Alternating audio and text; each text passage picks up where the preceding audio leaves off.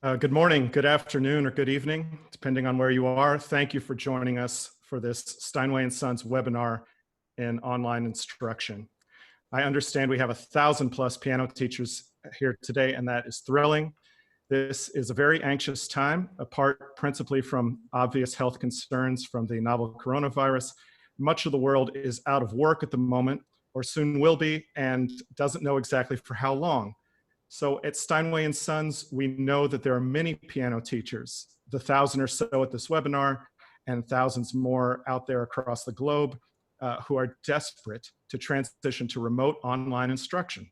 And fortunately, there are students out there as well, stuck at home with their pianos, who would dearly love to continue that instruction. So our goal after this webinar, which will be the first of many, is that teachers will, at a minimum, get the basics of how to immediately begin online instruction. Online instruction and webinars, for that matter, are fantastic ways to practice social distancing. So we anticipate 30 minutes of panel discussion and 15 minutes of Q&A. If you'd like to submit a question, you can do so through Zoom. We, of course, won't get to all of them, but we'll answer what we can. Steinway will be hosting our next teacher webinar on Wednesday, April 8th at 2 p.m. Eastern Standard Time. We will be announcing the topic and sending out invitations to all of you early next week. So please complete the 2-minute survey at the conclusion of this webinar to let us know what you would like as far as additional topics to cover in the future. So let me please introduce myself and then introduce our panel, and we will get cracking. I'm your moderator, Ben Finan. I am a middling pianist, yet I remain Steinway & Sons editor-in-chief. My purview includes the Steinway Owners Magazine, which is a print piece for those of you who still read print. And if you find yourself stuck right now with some downtime, I edit the award-winning online music magazine, listenmusicculture.com, as well as Soundboard, which is the official Steinway & Sons podcast on artistry and craftsmanship. I don't have to explain the soundboard pun to a room full of piano teachers. Most importantly, I'm responsible for any typos you encounter on the web pages of steinway.com. So let me please introduce our panelists. JY Song is founder of the online education platform toneroad.com and on the piano faculty of Pianist School of Music, and also teaches leadership and innovation at the Juilliard School. Molly Morkoski is pianist, chamber musician, and associate professor at Lehman College in the Bronx, working to expand access and viability of the arts for an ever-changing population of students and music lovers. And last but not least, Alex Ruthmann is associate professor of music education and music technology at NYU. He is joining us from Shanghai today. And he warns me that he may have to go to audio only because of his web connection, but for now we can see his face. So let's move quickly. Let's speak about how to move quickly to online instruction and in the most technologically simple way. So perhaps JY, you could start us off. Okay, well, thank you so much for having me on. It's really a pleasure to be here on this webinar, and it's, you know, as you mentioned, extremely timely, and I hope everybody viewing is doing well and safe. I've been teaching online for several years now, 5-6 years, and I'm happy to share whatever I've learned over this time with you. You know, because the transition this time has been so quick, right? All of us on faculties and teaching have had to move online very, very rapidly. I think, you know, one of the things about moving online is not to think in too complicated ways. I would say simplicity is really key. And if you have any familiarity with various video conferencing services, that's probably a very good place to start. You know, if you habitually use FaceTime, if you habitually use Skype, you know, this could be an extension of what you normally do when you make calls, right? And, you know, one thing that I've been recommending people is to take just a few steps. You know, there are 4 steps you can take to just improve your environment. And I think that makes a big difference. And I don't know if this is a good time to talk about those, but I'm happy to run through them quickly. But I think Wi-Fi is a big obstacle, right? The faster the Wi-Fi, the better the connection, there's no question. And if you are in a situation where you can ask your provider for a higher tier, that can be very helpful. You can also ask people in your Wi-Fi environment to stop watching Star Wars while you're giving a lesson. I think that can help as well. One thing to keep in mind is that upload speed is as important as download. Right? And many providers focus a lot on the download. So you want to pay attention to that because your own sound needs to somehow get uploaded. So that speed matters a lot in the connection. And JY, there's a way to test your upload speed. Yes. Yeah, so you can go, there are many sites you can go to for that. You can go to speedtest.net. You can just type that into your browser and it will give you your download upload speed very quickly. Also, both ends need to have good Wi-Fi, right? So even if yours is incredible, but somehow your students is not as good, there are going to be some connectivity issues. I mean, I think one thing in the bigger picture, you know, that I wanted to just communicate is that I think in the early stages, it can be terribly frustrating. And I think everybody's been thrown into this very, very quickly. And I imagine that the first, 2-3 lessons are going to be a struggle. You know, the sound's not going to be there. People are going to drop out of the calls. It's just really, really hard to make it work seamlessly the first time. But, I've been doing this for quite a long time. And I think one thing to keep in mind is just to keep tweaking what you're using, right? That it gets better over time. And there are, some significant benefits to teaching online, not just in a crisis situation like today. So maybe that's something that we can talk about later on, but it does get better. And I think that's one message to convey is that don't get frustrated too quickly. If the sound you want to hear isn't there, there are ways to improve that over time. Let's talk about that. We got Wi-Fi as our first element of the online lesson experience. What about audio? How do you get good audio? And maybe along the same lines, how do you overcome bad audio? So if I'm answering that question again, sure. I would say peripherals do help. So yes, Wi-Fi helps. Also, I'm using this little microphone right now. This is the one I use for most of my online lessons. It works very beautifully for music and it's extremely simple to use. So again, in the spirit of simplicity, this is not the time to get a whole recording studio set up in your home. Sure. Something that's simple that plugs into your laptop, plugs into your iPad I think would be recommended. So that's what this one does, but there are many also that also do the same thing. And so I think that can help the audio significantly. What it does, it tends to bypass some of the settings on your computer that tends to compress sound and so on and so forth. One thing to keep in mind is that, the different video conferencing platforms all have a different software in the background. And many, in fact, are prioritizing speech, right? And for speech, you need clarity. Reverb is sometimes your enemy, right? And generally, when there's a big shift, there's a sudden sound, if the dynamics suddenly get loud, they assume it's the ambulance and they try to squash it, right? And all of those really are not helpful for music, right? Music, we need dynamic range, we need high and low frequencies, and so on and so forth. So that's where, testing different platforms starts to make sense, right? Once you've upgraded your peripherals, you have your microphone, you have your external speaker. So that's also super important. I just use this tiny little speaker and it already helps a lot. So again, you don't need state-of-the-art audiophile quality. This one just plugs into the laptop and that immediately gives you richer basses, richer sonority, and much better than what might come out of your laptop speaker. And is that speaker for hearing your students or hearing your own audio on your end? It's for hearing the students. So especially for teachers, a good speaker matters because the student will be doing most of the playing. One thing to keep in mind is that I've had almost no success with any Bluetooth connections. And maybe that's something Alex can explain better than I can, but I always use a cord. And all the newer speakers come Bluetooth enabled, but it creates an enormous echo. And I'm not sure why that is precisely. So I've given up on that path altogether. And I just- JY, what's the brand of your microphone that you use? So this is made by Apogee. It's a company based in California. And, it's a wonderful company. They started off making peripherals for portable devices like iPads, iPhones. They were very Mac oriented in the early days, but now their microphones are both PC and Mac compatible.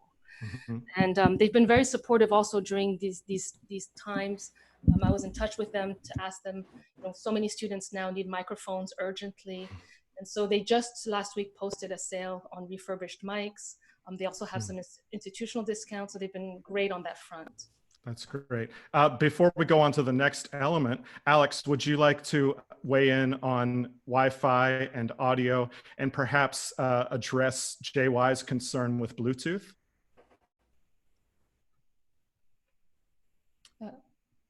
There we are.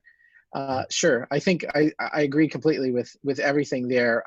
Although anytime you introduce wireless with Bluetooth, there's going to be delays. There's potential for other audio interferences. So to the extent that you can keep everything plugged in, the microphone, the speakers, you're going to have a better setup and a more successful experience.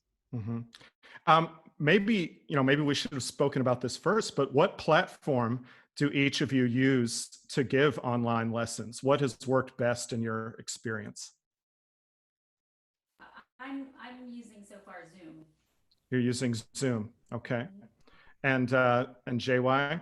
Well, I use ToneRow just because that's the platform that's your jam. Develops, and I've been very comfortably and happily teaching that for 4 years now.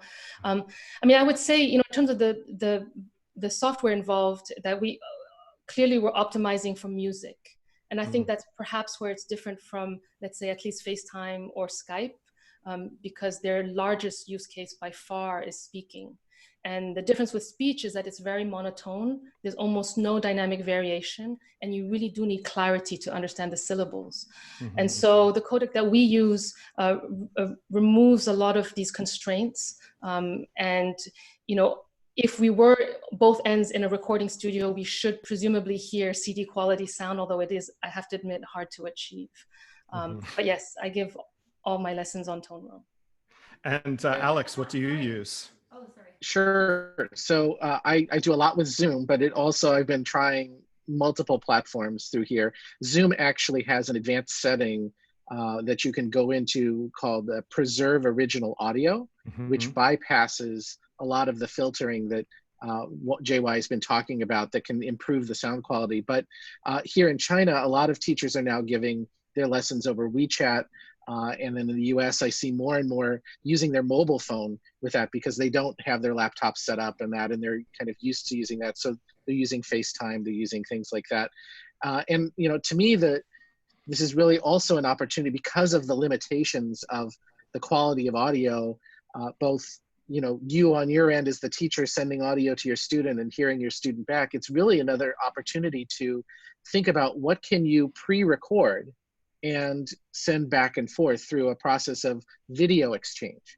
So we're used to doing the live face-to-face, and that works well. But because of these audio and technological issues, you can sometimes create issues with that. And I would encourage everybody to think about what's the content that they could do. They could create short videos, put together in a playlist, send to students feedback, and actually think about having a lesson spread out over 3 or 4 videos over the week, rather than a half an hour or an hour, and do exchanges with that, because it really can allow you as the teacher to create a better video with better audio on your end, send that, and then have the student on the other end also create better video and audio on that end. And not just to exchange your playing, but one of the great tips that I've seen teachers talk about online during this time is to have students video 5 or 10 minutes of their practice, and then send the practice to the teacher to give feedback on their process, because it's amazing what we see our students do when they aren't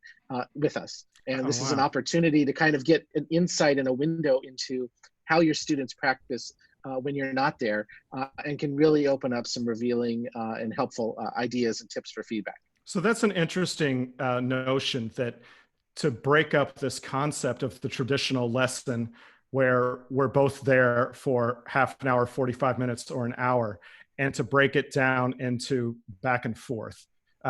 Definitely something to think about. Molly and JY, would you like to speak to that as well? Yeah, I was just going to say, I've been a part of a Facebook chat where everybody's kind of sharing information, what they're learning, and Yes, exactly what Alex said about the settings inside Zoom. I was shown that in the advanced settings if you're looking for it. And if you go to advanced, there's a second page and it's the top two that you're looking at, suppressing sounds and things like that to disable a few of those things. So definitely look into that. And then exactly learned that yesterday, some colleagues had said, oh, ask your students to send you 10 minutes of their warm up. And so Molly, move just a bit Yeah. closer. Molly, How's just that? move a bit closer to your mic. How's that better? Much better, thank you. Okay. I thought that was really interesting and fascinating, that the students could rehearse a little bit and you could see how they're warming up. Also, then you could have them send a piece that they're working on, it recorded exactly like Alex says, because sometimes you'll find in the online process things get glitchy or it stops or it gets frozen, and then then that's frustrating. And so at least you can start a lesson from the position of, I heard what you've been doing, let me comment on those things, and then let's work from there. So we have hit platform, audio, Wi-Fi. I think that also leaves lighting. JY, do you want to start us off on proper lighting? We're all very professionally lit today, I have to say. Right. Well, lighting, I think there's a couple components to that. One is that, the light that the camera sees is just not the light that our eyes see in the room. And I think that's one thing that somehow when there are lights behind the person, it draws the image there. And so the person tends to look very darkly lit, even though somebody standing right in front would see the person as normally lit. So generally, I found it to be helpful to have a bright light shining directly onto you. It helps on several fronts. One, it just makes the image clearer. So, and if you want to always be thinking about the student's perspective, what are they seeing? And if they see a brightly lit, clear image, they're more likely to engage, right? And so I think engagement is a big part of that as well, that you want to be communicating directly, you want to be looking at the camera, you want to be well lit, and in that situation, it's much easier to communicate with the other side. I imagine that it must be harder for younger students to stay engaged during an online lesson. What are some of the challenges that teachers can anticipate when shifting students of any age to online instruction, and how might they counter those issues? I'm only dealing with college age students, but even with them, they're living sometimes at home with family, and then some of the siblings are younger.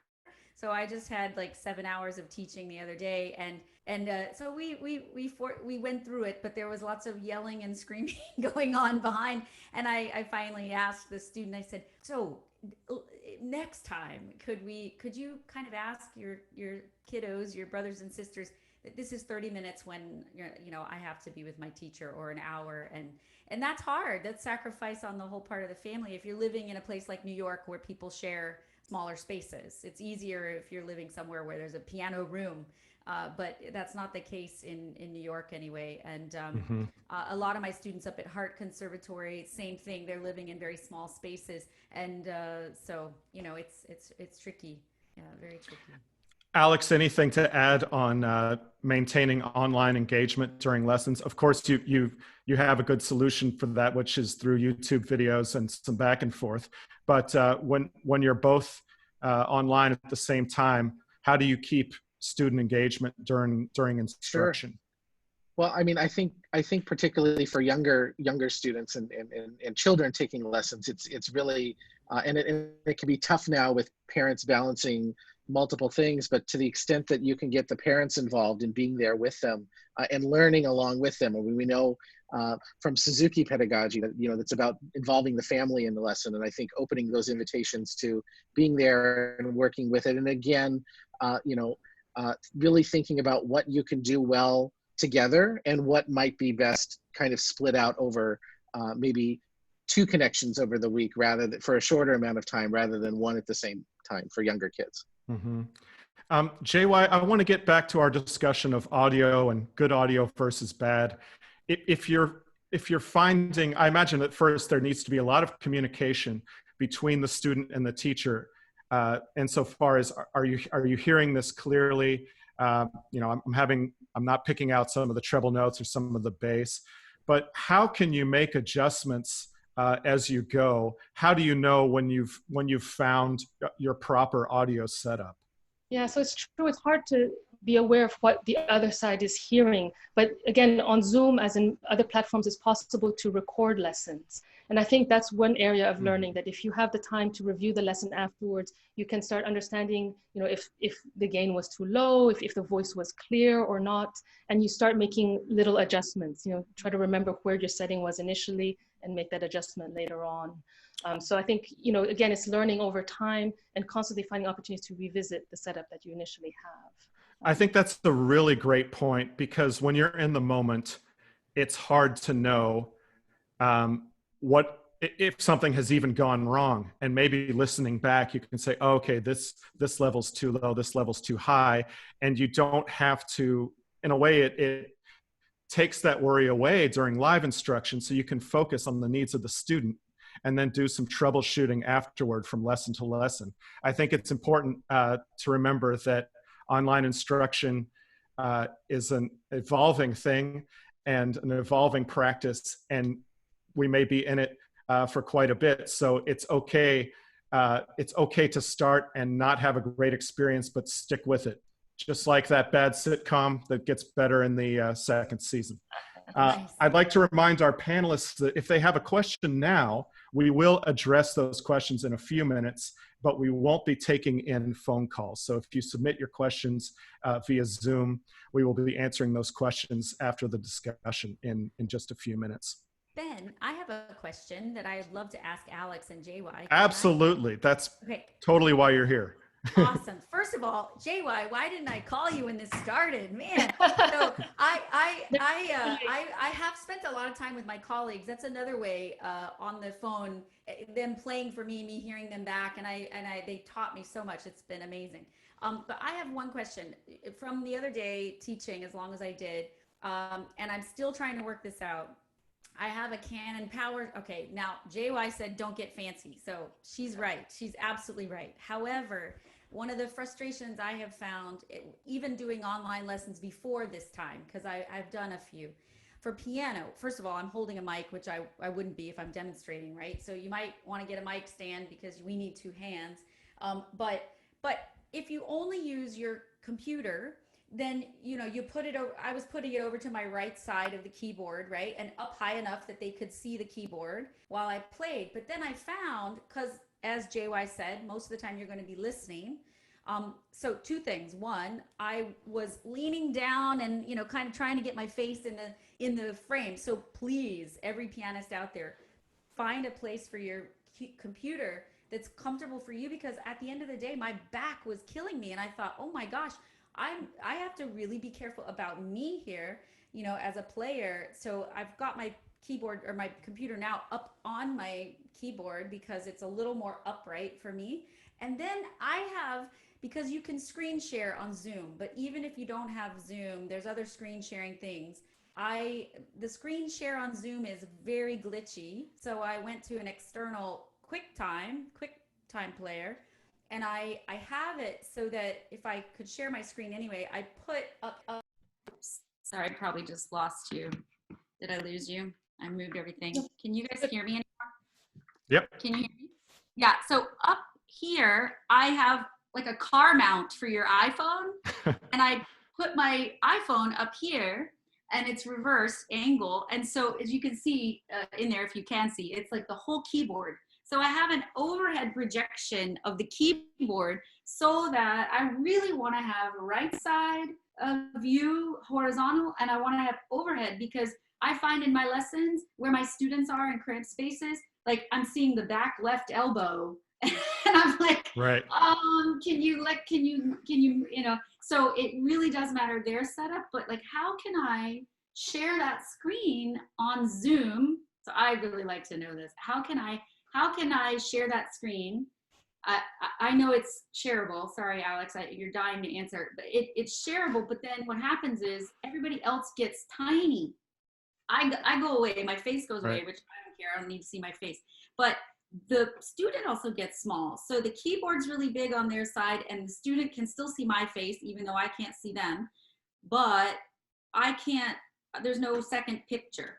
So Alex, do you want to speak to proper camera placement?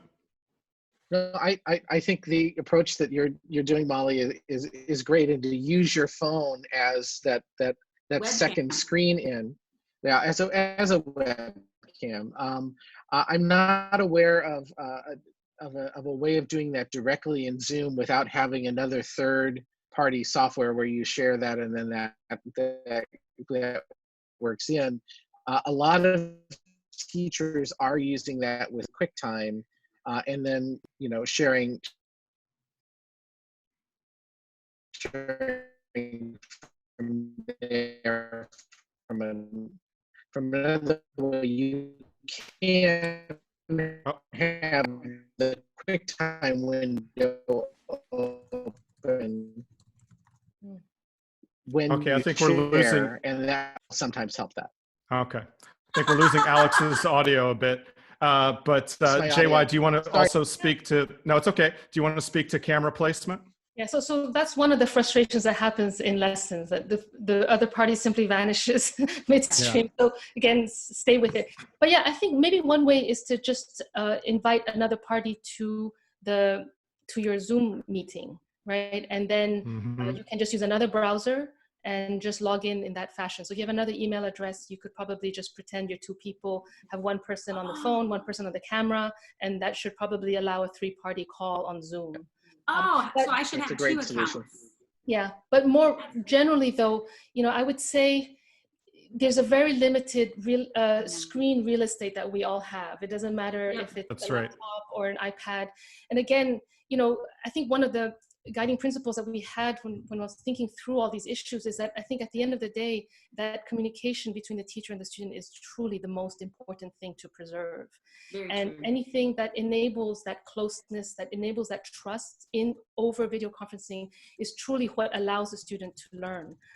And other issues such as having multiple camera angles, they can be helpful, but I think at the same time, it's for those moments, especially if you're a violinist, you can just lean in and show the fingerboard. For piano, I agree, it's the toughest setup. Very hard. But sometimes, there's a way to angle, I think, right around shoulder length and off to the side that allows one to see quite clearly onto the keyboard. Yeah. And then I would just caution us, like, not, because if it was over here and you're twisted talking, just be careful. I just want to tell everybody we're all pianists, so be healthy, because it's many hours for us. So it was my experience the other day, and but I appreciate what you're saying, and you're absolutely right. Like, in the end, it doesn't necessarily matter. It's tricky. As pianists, we play a 2-handed instrument. And basically to say, could you just drop one hand so I could see what the other one is doing is frustrating, right? Yeah. Yeah, so in the end, what I found helpful is just side-by-side screens, right? So the student can see you very clearly, the student can see him or herself very clearly. So there's that self-awareness that builds up over time. And I think that simplicity actually helps quite a lot. Okay. So JY, let's just try to sort of summarize what we've covered as far as what is needed to tomorrow, starting our new or perhaps temporary careers in online instruction. It seems to me that first we need the hardware. We need a laptop, right? We need a solid microphone, and we also need a speaker so that we are better able to hear our students. In addition to that, we need good lighting, and if possible, we're going to need to record our lesson so that we can listen back and see, okay, how can I maybe improve that audio for next time? You're all registered for Zoom if you're on this call, so certainly you can give Zoom a try, and if you want to get more ambitious, JY has her platform, tonero.com, which you can also check out. So what am I missing? And then, JY, after answering what I'm missing, let's talk about when starting out with new students. do you have a checklist for students as to what students will need to get started in online instruction? Is it basically the same setup, or is it less so? I mean, I would say it's the same setup, if not even more, because the student will be doing a lot of the playing. So it's really quite important for the student to be well set up with a good microphone in particular. If they don't want to hear the teacher, a less good speaker is fine. But normally, yes, you actually really do want a good setup on both ends, right? I think that's really what matters. JY, can I ask you? Yes. So I have this mic here, and then I have a second mic there. Because so for us as pianists, again, if we were playing violin or we were playing cello, the mic that we're talking through is close to the instrument. But for piano, depending on the kind of piano somebody has, if it's an upright, maybe not. But if it's a grand, then the sound is over there, right? And so is that something that they might want to consider, buying two microphones and putting one far away and having one at the mouth?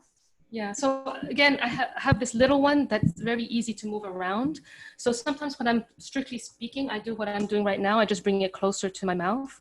But I usually have it placed to the right side of where the stand is, right? The music rack is. And so it's not on the piano, it's off the piano, but it's off the side where it can capture some of the sound coming directly from underneath the lid. So yeah, I agree completely. Again, that's the difference between speech and music. You know, for music, you want reverb, you want room sound. For speech, you want directness and clarity. And so being able to move your microphone, I think, is extremely helpful. So it sounds like certainly student audio is perhaps even more important than teacher audio. So I think what will be good for teachers as they get into online instruction is to become experts on their own audio so that they can help students who probably will not have thought of all of this in advance in being able to both hear their students and hear the teacher. Yeah, I think if both sides need to provide some tech support for the other side and constantly provide feedback. You know, you can't continually ask, you know, are you hearing me clearly? How is the image? And then just get that feedback from the other party. It's all about communication, for sure. And there's, I hate to say there's an opportunity there, because the coronavirus is not an opportunity by any means, but it is at least creating a necessity for online instruction. A question from our audience is, how do you handle people, and let's just say that this is for non-corona times, how do you handle folks who absolutely insist on in-person lessons only? In other words, how can I sell myself as a music teacher convincingly, sell online lessons to students with an inflexible mindset? What are the selling points and advantages of online instruction? Alex, are you able to join us? Yes. Yes. I'm here. Fantastic. You sound great. Okay, so maybe you could speak to the positives of online instruction. Sure. Well, I think I mean, if it's just about duplicating your in-person lesson online, it's hard to make that. It's really about, can you provide extra value and communicate that through things you can do just online. So thinking about using online as a way to assemble your studio together and posting and sharing videos, not just between you and your student, but amongst other members of your studio so they can watch and learn. And then if you're making yourself available during this time when we're not able to travel and we have to stay in multiple times, but for shorter, that potentially is providing a greater value because you're giving them better feedback at the time they need it. And potentially over that. So where if you prior had an hour-long lesson and you just come in for 15 minutes and then a half an hour and then another 15 minutes and a half hour later on, you're potentially helping them progress more because you're giving them feedback not just once, but multiple times throughout that week. I like your whole angle here of use your entire online community and your online resources to enhance your online instruction, whether that's video, or the ability to have back and forth more quickly than we might think. So I think that's a really cool point, and I appreciate it. So we have another question about where's the best place to go to find these advanced Zoom settings, such as the advanced mic settings you mentioned, or for screen sharing. Could one of you give us a quick Zoom tutorial there? I'm happy to do it. Over by the mute icon, if this person is using Zoom, there's a mute icon. And next to it, if you're not on an iPad, apparently on iPad, this doesn't have, it's not there, but on a computer, the mute, and next to it, there's an arrow. And if you press on that arrow, it'll say audio settings. And then it takes you to audio settings. And then when you're in audio settings, you go to advanced. Interrupt me if I'm doing anything wrong. And then it says audio processing. And there's suppress persistent background noise. And that's like, you can, if you hover over the question mark, it's trying to suppress fans and air conditioning. And then suppress intermittent background noise. That's chairs and tapping, doors closing, and chair movement. So this is really for paper meetings, right? So you should disable both of those. So over to the right of those question marks, there's a drop-down tab and it says auto, moderate, aggressive, and disable. You should disable the first one and you should disable the second one. I don't know what echo cancellation is. Does anybody, can they answer that? Yeah, that's just when you have your microphone and your speaker and it's getting that feedback loop, it will try to monitor that. That will, you know, if you turn that off, you have to be much more careful about where your microphone is and where your speaker, because if they're facing each other, the feedback will happen. So if you have them pointing in opposite directions, or if you don't have what's called if you have an omnidirectional microphone, which picks up sound from all sides, Yes. you're really at risk for some of that feedback. So this is a case for having a mic that's more focused pattern, like a cardioid, because then it will, you can work with that and get a better sound. Yeah, So, if you're, I think, I'm sorry. I think if you're doing any sort of online instruction or any sort of recording where you're, you know, simulcasting or broadcasting to someone, the cardioid pattern, which is to say a heart facing you, is really key, because then you're not, it'll help reduce the echo and you won't get things bouncing off the wall. And microphones usually have different settings, and just make sure that you're on the cardioid pattern. Great. Well, I could do the screen share here too, but I don't know if I'm enabled to do that. Am I, Ben? I'm not sure, but Okay. let me ask another question. Okay. So is it possible to see JY's, a listener asks, is it possible to see JY's piano and video and audio set up from afar so that we don't have to imagine where to put the camera? Would like to see her actually play the piano so we can experience what a lesson with her would be like. Is that a possibility? Unfortunately, no, I'm not in the floor with the piano, so I'm very sorry. No problem. No problem. Yeah, but maybe I can share it in a photo at a later date. Sure. But if I may, sorry, please go ahead, JY. I wanted to add, you know, to what Alex was saying earlier about you know, expressing the value of lessons online. I feel like that's absolutely the right thing to do, especially now. But you know, there was no doubt in my mind even 10 years ago that music lessons would happen online. The only question was, at what pace would the adoption take place, and how can one create an environment that's comfortable enough for enough people that this adoption takes place? Because the benefits are absolutely clear. I mean, one is, you know, students can reach teachers no matter where they are. I think that's always been the primary value of online connections in general. The fact that we can have conversations with our family if they're on the other side of the planet, you know, at a moment's notice, is truly extraordinary, you know, if we think back 10 years or certainly 20 years. And so all of that, you know, I think can easily happen with music. But I have, you know, an interesting story to share with a student who was 12 a number of years ago. I used to teach her in person in New York, and then her family moved to California. And this is a girl who was clearly very bright, I thought somewhat shy. And once she moved to California, we tried these online lessons, and all of a sudden she just seemed so much more animated. And I started, you know, she would jump up from the piano, run to her iPad, talk to me, run back to the piano, and she always seemed very excited. And her parents told me that part of it, that she was a little bit homesick, you know, missing New York, and it was always nice for her to talk to somebody who was still there. But I think one thing to remember is that people don't communicate the same way online. And particularly with people who may be shy in a group or people who may be shy in person, they really can get drawn out in an online communication one-on-one. You know, one thing that occurred to me at that moment is that just my physical presence next to her at the piano could be intimidating. Right? I was essentially blocking her exit.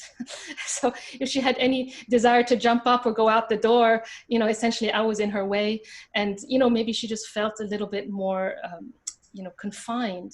And all of a sudden being online, she felt absolutely free, and she was very verbal. I mean, she's very communicative verbally. So I think you might discover new things about your students as you teach online. They're just become different personalities, and then that gives new teaching opportunities. That's great. I want to ask one more question that we've gotten from a bunch of folks, which is, what are the speed requirements for upload and download to have a successful lesson? And also, is there a possibility to play along with students on any platform, or does the delay make that part of the lesson less than desirable?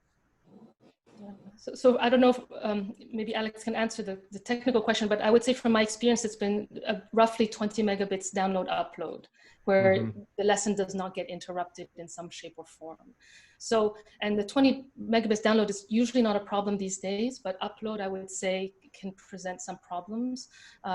So that's where some of the frustrations can occur, right? The image freezes all of a sudden, you know, the sound warps. So those are just some of the little things I think one needs to deal with.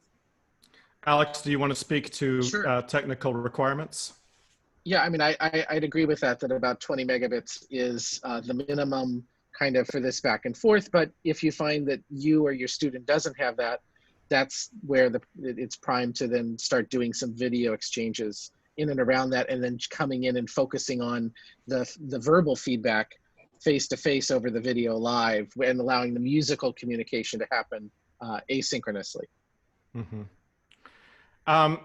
Let's wrap up, and then I have some words for everyone. But JY, any final thoughts? Yeah, so I mean, just a quick one. I think that just on the tech side, you know, restart your computers before you give a lesson or take a lesson. I think it just resets the connection. Absolutely. Gets rid of all the files. You know, generally the fewer apps and windows you have open, the better your internet connection as well. And sometimes if you've been using, you know, FaceTime for a call, it somehow won't pull, the camera may not pull over to then Zoom. So just restarting just gives everybody a clean slate, and you're much less likely to run into problems. But more generally, I would say, you know, embrace the opportunities that there are with online lessons, right? You just have greater access to people around the globe. And there are many new learnings, you know, from the recordings that you can view. Students may learn much more quickly, you know, the different personalities that somehow bubble up, you know, in an online communication. Everything that Molly and Alex were talking about asynchronous education as well. I mean, there are really different opportunities to learn well and in new ways online that supplements the in-person interaction. Right, so I don't see it in any shape or form replacing it, but I think it certainly adds to it, gives a whole other dimension and new possibilities. And the more one explores, the more one can embrace them, I think the richer the students experience over time. So I have one final question that got in before the bell that I think we should address, all three of you. Let's back off from tech for a moment and just talk practically speaking about teaching young students online. If any of you have experience with that, I guess this gets a bit to our question of engagement, but what might an online lesson look like in terms of format? Maybe all three of you could answer that, and then I'll wrap up. JY, you want to start? Yeah, so I actually don't teach that differently in terms of just the flow. I mean, usually I listen to the student play, and then there's a back and forth. I may demonstrate, and then, you know, depending on what I hear, I provide comments. So I think there doesn't need to be extraordinary changes in terms of how one teaches.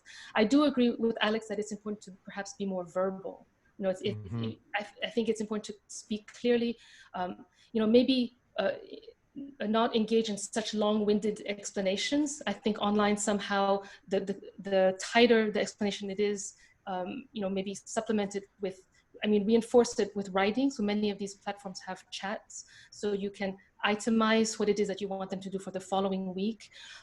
I would say simplicity in text, simplicity in communication, that's really essential. And especially nowadays, because so many students are very worried, they may be anxious, there's sort of a cognitive overload in general, also with the parents.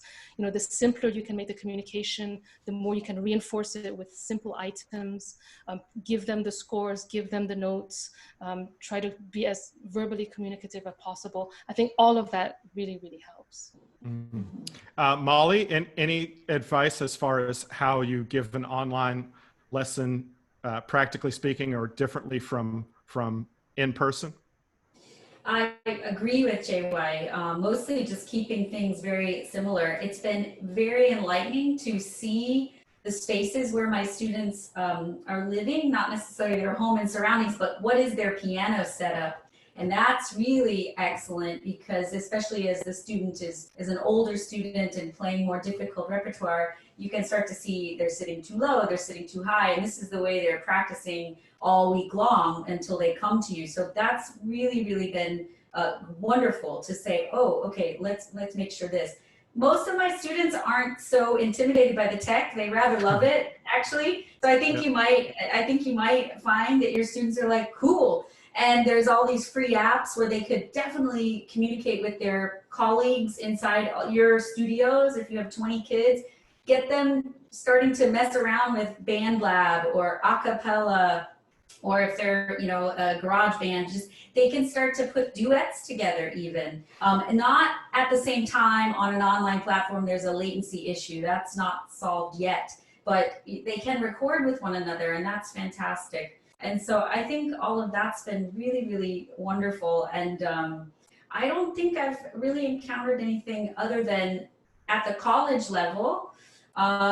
It's been an issue for so many students who don't have pianos. That's been a real heartbreak. I have many students who've gone back to China and now they're quarantined for 14 days. So the issue of not having a piano is a big one. Yeah, Alex. And so there's that. And then I would just say for us as teachers and with them, expect that the first 1 or 2 lessons is going to be a lot about setting up the space and hearing one another. And so to be patient, you know, with yourself and with them, and just you might not be able to just jump back in and get all the work done that you did before. So I think that's a big thing, to be patient with yourself and with the whole tech thing. Thank you, Molly. Alex, I'll let you close. Sure. Well, I mean, I love all of these ideas, and to kind of pick up on one that Molly mentioned there, is really, this is also an opportunity for them to be creative and to create their own music and to play and use the technology for what it can be used for in ways that, you know, they're probably already doing, but we might not see in our traditional piano lesson structures. And this is an opportunity, and I think particularly to your point on engagement, to open up a space in our lessons for them to share what have they been doing outside of what we've assigned them in their practice, and getting them to improvise and getting them to explore creation and sharing and working with that. Because that kind of intrinsic joy that comes from playing around and creating can be harnessed, I think, in our lessons to create these meaningful environments for them to create, and for us to then see other aspects and sides of who they are as people and musicians, and invigorate our own teaching in response. Thank you. Thank you to all the panelists. And I'm going to bring us to a close. I'm so sorry we haven't been able to address all the questions. We've received over 300 during our time here today, which is great, because we'll be sending out an introductory paper to you. That's also going to have a link to this webinar, which you can watch on repeat, perhaps, you know, while taking some notes on some things you missed the first time around. So there will be a link in that email, and Steinway will be hosting the next teacher webinar on Wednesday, April 8th at 2 p.m. Eastern Standard Time. We will be announcing the topic and sending out invitations to all of you early next week. Please also complete the 2-minute survey at the conclusion of this webinar to let us know what you would like to cover in the future. So I want to thank my panelists, JY, whose website is tonero.com. Tonero is spelled like Schoenberg would spell it, or Stravinsky perhaps, right? And I want to thank Alex Ruthmann. I want to thank Molly Morkoski. Thank you so much for joining. And to all the teachers, we all love our piano teachers. Thank you so much for coming. I hope that you are now confident in your ability to start giving online piano instruction. I would like to remind everyone, wherever you are, to stay healthy, stay home, teach online for now, and until we all make music together, on behalf of Steinway & Sons, I'm Ben Finan, and I remain musically yours. Thank you so much. Sweet. Bye.